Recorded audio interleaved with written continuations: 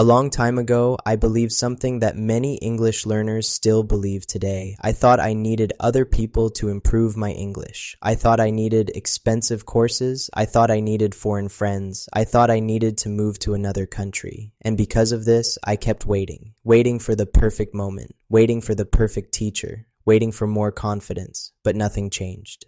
Maybe you know this feeling too. You want to improve your English, but you feel alone. You do not have anyone to practice with. Nobody around you speaks English. So you tell yourself, how can I improve alone? For a long time, I asked myself the same question. Then one evening, something small changed my mindset completely. I was watching a video online from a man who spoke very good English. He said something simple. You do not need an English environment. You can create one. That sentence stayed in my mind for days. And slowly, I started understanding something important. Maybe I was not stuck because I was alone. Maybe I was stuck because English was never part of my daily life. So I decided to change that. I stopped waiting for perfect conditions. Instead, I started building small English habits around me every day. The first thing I changed was my phone. I switched my phone language to English.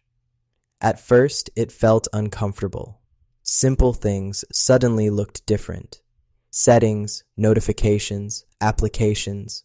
But after 1 or 2 weeks, many words became automatic in my brain without studying them. That was my first lesson. Exposure matters. Then I changed my YouTube recommendations. Before, I watched random videos for hours. Now, I started watching simple English content every day. Not difficult academic lessons, just slow and understandable English. Travel videos, daily conversations, short podcasts, easy stories. At first, I understood maybe 40%, but I continued listening anyway. This is something many learners do not understand. You do not need to understand every word to improve. Your brain slowly learns patterns over time.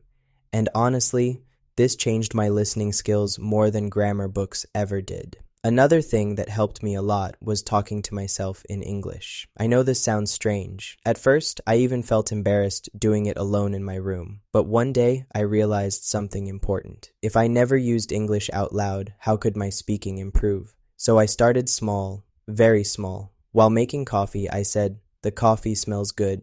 I am still tired. I need to wake up." Simple sentences, nothing impressive. But those little moments slowly built confidence inside my brain. Then I started another habit that helped me a lot. Every night before sleeping, I spoke in English for 5 minutes about my day. For example, today was busy. I worked for many hours. I felt stressed in the afternoon. I want to relax now. At first, my sentences were slow and broken. Sometimes I forgot words. Sometimes I repeated the same vocabulary again and again, but that was okay, because I finally understood something important about language learning. Fluency does not come from perfect performance. It comes from repeated exposure and daily use. Little by little, English started feeling less foreign in my life. One afternoon, I noticed something surprising. I was watching a video online and suddenly I realized I was understanding English directly, not translating every sentence first. That moment felt amazing. Not because my English became perfect overnight, but because I could finally feel progress, real progress. And the interesting thing is, I still had no English teacher, no foreign friends, no expensive course. Most of my improvement happened completely alone. But I was no longer waiting to improve. I was practicing every day in small, realistic ways. And honestly, I think this is the biggest difference between learners who improve and learners who stay stuck.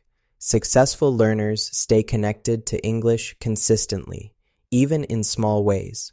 A few minutes of listening, a few sentences out loud, a short podcast while walking, a little reading before bed. These things look small, but over time, they completely change your relationship with English. Now, I still practice alone most of the time, and honestly, I enjoy it because English no longer feels like homework. It feels like part of my normal life. So if you feel alone in your English journey right now, I want you to remember something. You do not need perfect conditions to improve. You do not need expensive tools. You do not need to move abroad. You do not need to wait for confidence first. You simply need regular contact with English, every day, little by little, because small daily habits become powerful over time. And one day, you will suddenly realize something beautiful. The English that once felt impossible now feels natural. Thank you for listening today, and remember, you can improve your English even if you start completely alone.